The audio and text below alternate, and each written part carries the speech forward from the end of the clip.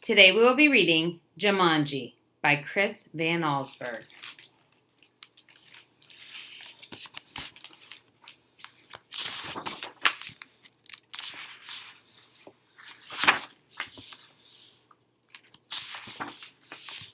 Now remember, Mother said, your father and I are bringing some guests by after the opera, so please keep the house neat. Quite so, added Father, tucking his scarf inside his coat. Mother peered into the hall mirror and carefully pinned her hat in place, then knelt and kissed both children goodbye. When the front door closed, Judy and Peter giggled with delight. They took all the toys out of their toy chest and made a terrible mess. But their laughter slowly turned to silence till Peter slouched into a chair. You know what, he said, I'm really bored. Me too, said Judy. Why don't we go outside and play? Peter agreed, so they set off across the street to the park. It was cold for November. The children could see their breath like steam. They rolled in the leaves, and when Judy tried to stuff some leaves down Peter's sweater, he jumped up and ran behind a tree. When his sister caught up with him, he was kneeling at the foot of the tree, looking at a long, thin box. What's that? Judy asked. It's a game, said Peter, handing her the box. Jumanji, Judy read from the box, a jungle adventure game. Look, said Peter, pointing to a note taped to the bottom of the box. In a childlike handwriting were the words, free game, fun for some, but not for all. P.S. Read instructions carefully. Want to take it home? Judy asked. Not really, said Peter. I'm sure somebody left it here because it's so boring. Oh, come on, protested Judy. Let's give it a try. Race you home. And off she ran with Peter at her heels. At home, the children spread the game out on a card table. It looked very much like all the games they already had. There was a board that unfolded, revealing a path of colored squares. The squares had messages written on them. The path started in the deepest jungle and ended up in Jumanji, a city of golden buildings and towers. Peter began to shake the dice and play with the other pieces that were in the box. Put those down and listen, said Judy. I'm going to read the instructions. Jumanji, a young people's jungle adventure, especially designed for the bored and restless. A. Player selects piece and plays in the deepest jungle. Places in the deepest jungle. B. Player rolls dice and moves piece a long path through the dangers of the jungle. C. First player to reach Jumanji and yell the city's name aloud is the winner. Is that all? Asked Peter, sounding disappointed. No, said Judy. There's one more thing, and this is in capital letters. D. Very important. Once a game of Jumanji is started, it will not be over until one player reaches the Golden City. Oh, big deal, said Peter, who gave a bored yawn. Here, said Judy, handing her brother the dice. You go first. Peter casually dropped the dice from his hand. 7, said Judy. Peter moved his piece to the 7th square. Lion attacks. Move back 2 spaces, read Judy. Gosh, how exciting, said Peter, in a very unexciting voice. As he reached for his piece, he looked up at his sister. She had a look of absolute horror on her face. Peter, she whispered, turn around very, very slowly. The boy turned in his chair. He couldn't believe his eyes. Lying on the piano was a lion, staring at Peter and licking his lips.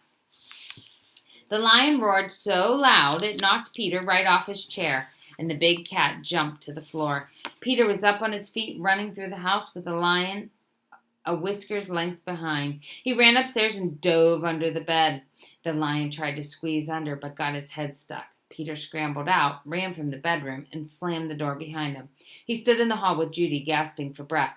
I don't think, said Peter, in between gasps of air, that I want to play this game anymore. But we have to, said Judy, as she helped Peter back downstairs. I'm sure that's what the instructions mean. That lion won't go away until one of us wins. Peter stood next to the card table. Can't we just call the zoo and have him taken away? From upstairs came the sounds of growling and clawing at the bedroom door. Or maybe we can wait until Father comes home. No one would come from the zoo because they wouldn't believe us, said Judy. And you know how upset Mother would be if there was a lion in the bedroom. We started this game, and now we have to finish it. Peter looked down at the game board. What if Judy rolled a 7? Then there would be 2 lions. Or for an instant, Peter thought he was going to cry. Then he sat firmly in his chair and said, "Let's play." Judy picked up the dice, rolled an 8, and moved her piece. "Monkeys steal food. Miss 1 turn," she read. From the kitchen came sounds of banging pots and falling jars. The children ran to see a dozen monkeys tearing the room apart. "Oh boy," said Peter. "This would upset Mother even more than the lion." "Quick," said Judy, "back to the game." Peter took his turn. Thank heavens he landed on a blank space. He rolled again. "Monsoon season begins. Lose 1 turn." Little raindrops began falling in the living room. Then a roll of thunder shook the walls and scared the monkeys out of the kitchen. The rain began to fall in buckets as Judy took the dice. Guide gets lost. Lose 1 turn. The rain suddenly stopped. The children turned to see a man hunched over a map. "Oh dear, I say, spot of bad luck now," he mumbled.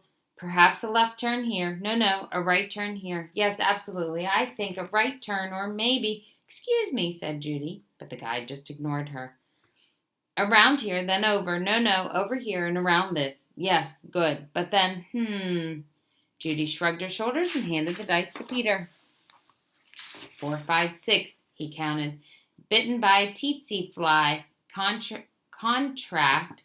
Sleeping sickness. Lose 1 turn." Judy heard a faint buzzing noise and watched a small insect land on Peter's nose. Peter lifted his hand to brush the bug away and then stopped, gave a tremendous yawn, and fell sound asleep, his head on the table. Peter, wake up!" cried Judy, but it was no use. She grabbed the dice and moved to a blank. She rolled again and waited in amazement. "Rhinoceros stampede. Go back 2 places." As fast as he had fallen asleep, Peter awoke. Together they listened to the rumble in the hallway. It grew louder and louder, and suddenly a herd of rhinos charged through the living room and into the dining room, crushing all the furniture in their path. Peter and Judy covered their ears as sounds of splintering wood and breaking china filled the house. Peter gave the dice a quick tumble. "Python sneaks into camp. Go back 1 space." Judy shrieked and jumped up on her chair. "Over the fireplace," said Peter. Judy sat down again, nervously eyeing the 8-foot snake that was wrapping itself around the mantel clock. The guide looked up from his map, took 1 look at the snake, and moved to the far corner of the living room, joining the monkeys on the couch.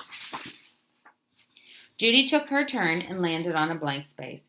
Her brother took the dice and rolled a 3. "Oh no," he moaned. "Volcano erupts. Go back 3 places." The room became warm and started to shake a little. Molten lava poured from the fireplace opening. It hit the water on the floor and the room filled with steam. Judy rolled the dice and moved ahead. "Discover, shortcut, roll again." "Oh dear," she cried. Judy saw the snake unwrapping himself from the clock. "If you roll a 12, you can get out of the jungle," said Peter. Please, Judy begged as she shook the dice. The snake was wriggling his way to the floor. She dropped the dice from her hand. 1 6, then another. Judy grabbed her piece and slammed it to the board. "Jumanji!" she yelled as loud as she could. The steam in the room became thicker and thicker. Judy could not even see Peter across the room.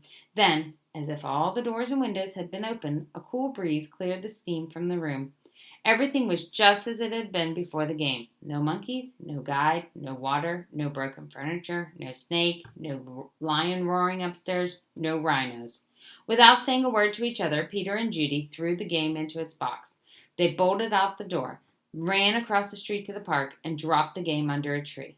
Back home, they quickly put all their toys away, but both children were too excited to sit quietly, so Peter took out a picture puzzle.